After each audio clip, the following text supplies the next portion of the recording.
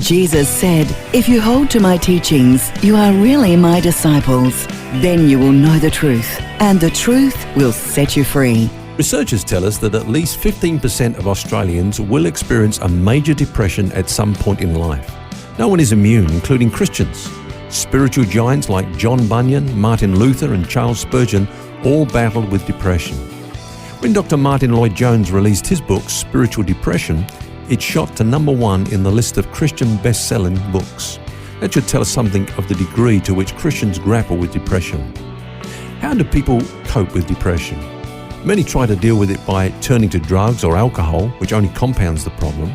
In extreme circumstances, some see suicide as the only way to cope. In such cases, suicide is not really an attempt to end life, but to escape the pain. Negative emotions are a warning that something is wrong. Emotions are mainly a product of our thoughts. To tell people to stop feeling the way they do is not only unhelpful, it's condemning. But helping them to change the way they think may help them to change the way they feel. Millions have discovered that the truth really can set us free.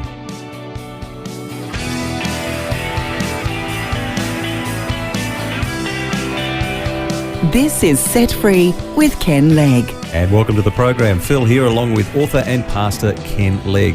And our subject this week is a sound mind. And Ken, as you said, depression is a pretty big subject. A lot of people battle with it every day.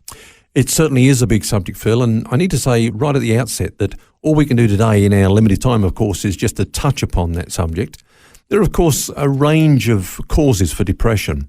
That's why it's such a big subject, and that must always be kept in mind. There's no one size fits all, you know. Certain people who have, particular personality types, for example, are at greater risk than others. People that are prone to worry, people that are shy, people that tend to be hard on themselves, perfectionists, if you like. They tend to struggle more with depression.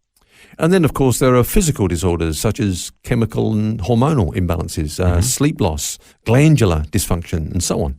They're just some of the possible causes for depression. Then there's anxiety. The book of Proverbs says, anxiety in the heart of a man causes depression. There you go.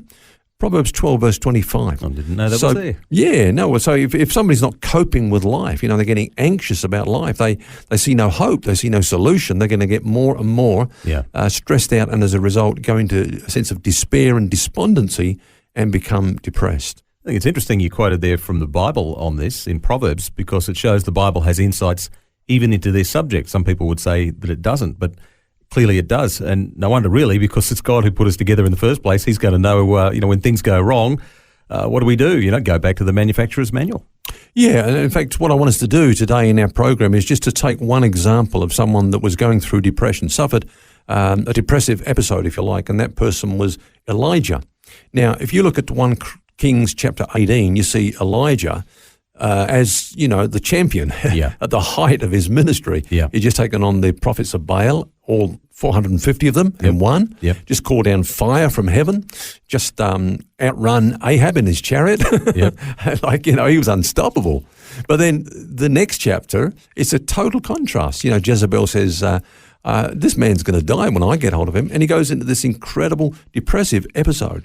And what that shows us, as James says, Elijah was a man with a nature like ours. We sometimes put these people on a pedestal and think that they're different to us, not even human, but he went through what we go through. Now, let's have a look at the kind of things that really tended towards making him depressed. The first thing is that he was very much a person who lived in isolation. You don't see him hanging out with a lot of people. In fact, when that happened, he took off and he left his servant behind. I mean, the very few times that we see him with a servant or with, an assistant, then he clears off and leaves him back in some place called Beersheba and just takes off on his own.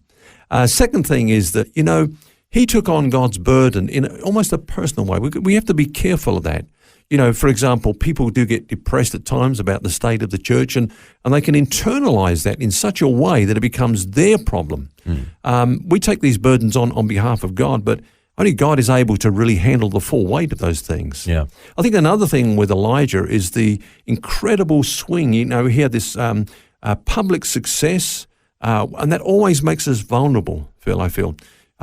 he was catapulted into the spotlight. You know, he said, until I say so, there's not going to be any rain. So 3.5 years, because there's one man said so, there was a drought, and everybody knows it's because of Elijah. This man's got power with God, but this can be a dangerous time. You know, there he is up on there on Mount Carmel.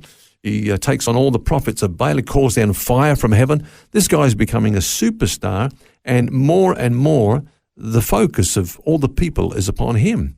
Then, as I say, you know, when he opens up heaven, the rains begin to fall.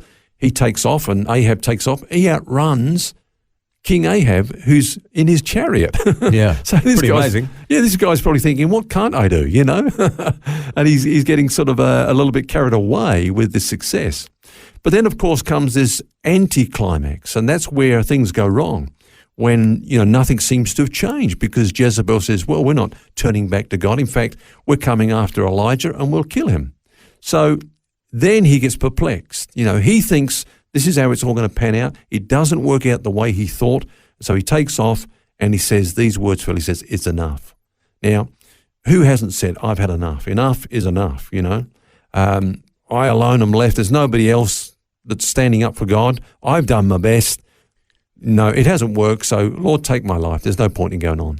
But that certainly wasn't the case, though, was it? There were 7,000, was it? Yeah, well, that's right. And he had a lot to learn. An interesting thing there, I think, is if those 7,000 had been around him and encouraging him or visible to him, that's a whole other thing, you know. Yeah. Maybe he wouldn't have gone down that path.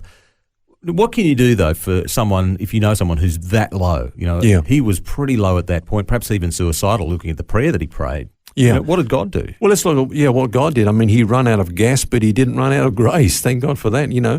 In fact, grace is magnified. I mean, you think about Elijah's ministry. When he was obedient in a time of famine, God sent ravens to feed him, okay? Little tidbits on a daily basis, little bits of meat and so on, and, you know, he's sustained. When he's disobedient, God sends angels to feed him, you know, angel cake. So that's the grace of God. He pours out his blessing on people that are running away. Look at the disciples. When they threw it all in, they said, we're going back to the nets and the fishes. Jesus turns up along the side of the seashore there, and he says, you know, cast your nets on the other side. They get full of fishes. And what do they say? It's the Lord. This is the grace of God. They knew, they'd experienced God's grace so many times. So God then comes to Elijah, and he tends, first of all, to his physical needs. Now, I think that's important. This guy is exhausted. You know, he's burnt out, he's run and run, he can't run anymore, he's tired, he's weary, he's hungry. And so the first thing that he needs is sleep to rest his jaded nerves and a good meal. So God lets him sleep, and then when he awakes, he feeds him. Interesting, you know, when Jesus caught up with the disciples, when there was that big catch of fish, then they all come aside onto shore, onto land, and the first thing that Jesus said to Peter is, have you had breakfast yet?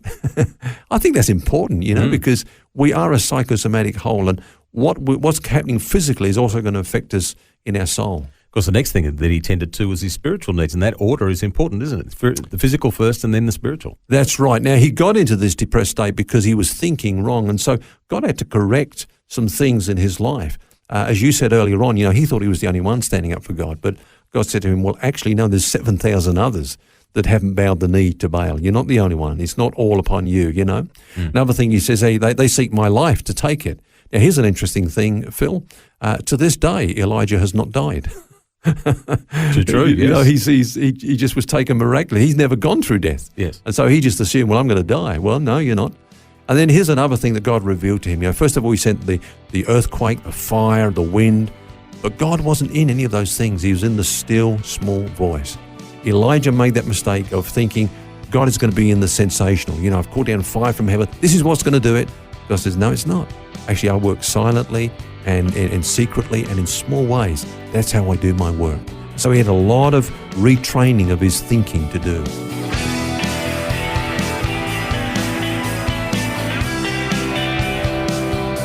Some practical help this week on a sound mind. And we'll have more on this discussion tomorrow. Do join us. Until then, remember, you don't have to carry that baggage. God wants you to be set free. For books, DVDs, small group studies and other resources from Ken Legg, including the book What's Eating You, which features topics from today's message, visit kenlegg.com.au. That's KENLEGG.com.au. www.untitled.com.au.